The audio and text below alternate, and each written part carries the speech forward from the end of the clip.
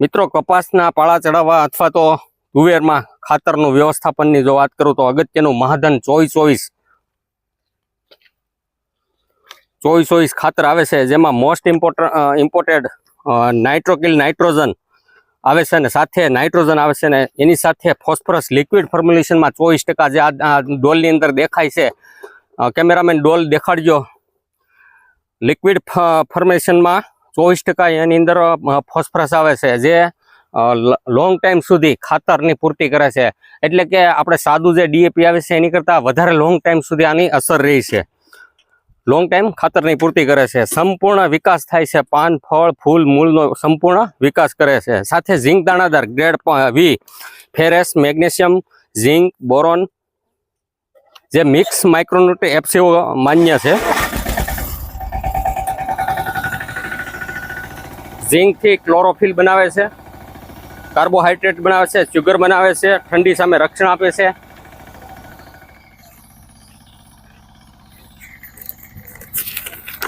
મિત્રો આની અંદર ઝીંક દાણાદાર નાખેલું છે, જેમાં ફેરસ, મેગ્નેશિયમ, ઝીંક, બોરોન આ 5 નંબરના ગ્રેડની અંદર સામેલ છે.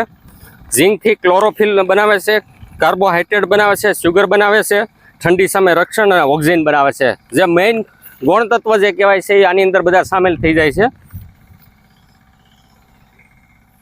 મિત્રો તુવેરની અંદર જ્યારે 24 અને મિક્સ માઇક્રોન્યુટ્રન ઝીંક જે ખાતર દાણાદાર છે, જે આપણે તમને બતાવ્યું એ પ્રમાણે આની અંદર 4 દિવસની અંદર આ બેલ્ટ આખો જુદા પ્રકારનો હોય છે.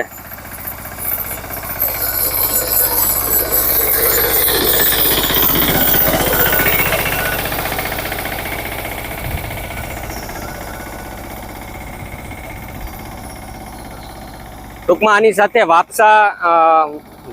વાપસા જે કહેવાય છે એ વ્યવસ્થા પણ આમાં ખાતર વાવેતર થાય છે, એટલે એ સાથે થઈ જાય. જમીનની ઉથલ પાથલ થવાથી અંદરની ગરમી નીકળી જાય છે વરાળ સ્વરૂપે અને મૂળનો સંપૂર્ણ વિકાસ થાય છે. મેઇન હેતુ ખાતરનો મૂળનો વિકાસ, ફળ, ફૂલ જે આની અંદર બધું સામેલ થઈ જાય છે.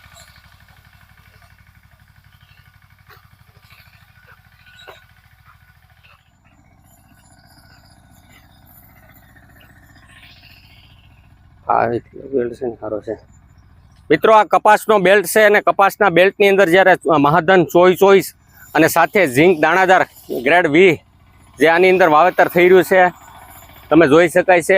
ફર્સ્ટ ક્લાસ કપાસ ઊભો છે. આ કપાસની અંદર ઝીંડવા, ચાપા, ફૂલની સાઈઝનો ડમર ચડી ગઈ છે અને બહુ સરસ મજાનો છે. આમાં રોગ જીવાત પણ ઓછા છે.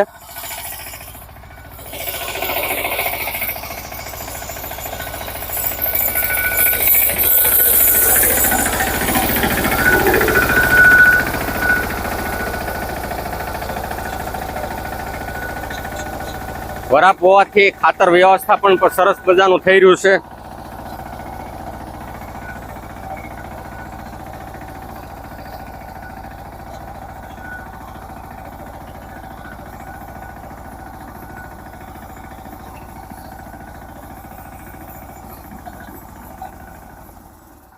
મિત્રો મિશ્ર પાક પદ્ધતિ જો વાત કરું તો આની અંદર અત્યારે હાલમાં મકાઈ સામેલ છે ને મકાઈની સામેલ હોય ત્યારે રોગ જીવાત પણ આ મકાઈ સાથે થાય છે ને કપાસ આપણો નિરોગી રહે છે. એટલે મિશ્ર પાક પદ્ધતિ પણ ખૂબ જ અગત્યની છે.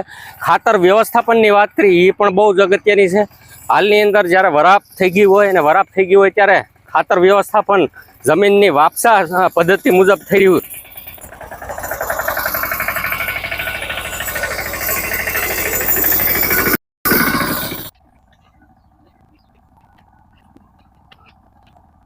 મિત્રો જ્યારે કપાસનો બેલ્ટ તમે સરસ મજાનો કપાસ અત્યારે થઈ ગયો છે, તમે જોઈ શકાય છે એકદમ તંદુરસ્ત કપાસ છે. એની અંદર દવાની ટ્રીટમેન્ટ થોડીક કરેલી હતી, સાથે ખાતર વ્યવસ્થાપનની પણ અત્યારે આજે ટ્રીટમેન્ટ થઈ ગઈ છે. અને તમને હું દેખાડું જે ફૂલ અને સાપા, ઝીંડવા પુષ્કળ પ્રમાણમાં આમાં લાગી ગયા છે. સાથે આજે ખાતર પણ એને મળી ગયું છે. હવે ડ્રીપથી આ ખાતર વ્યવસ્થાપન થઈ જાય પછી આને પાણી મૂકવામાં આવશે નહીં. પાણી મૂક્યા પછી 3 જ દિવસની અંદર આ બેલ્ટનો આખો રોનક જુદા પ્રકારનો દેખાશે. એનો પણ વિડીયો આપણે દેખાડશું. જો આની અંદર અત્યારે કપાસની અંદર મોસ્ટ ઓફ કોઈ પણ પ્રકારની રોગ જીવાત દેખાતી નથી ને એકદમ ગ્રીનરી છે, એટલે કે તંદુરસ્ત કપાસ છે અને ફળ ફૂલની સાઇઝમાં પણ ખાસો એવો વધારો છે. હજી ટૂંકા દિવસોની અંદર ઘણો બધો સારો ગ્રોથ કહેવાય આ કપાસનો.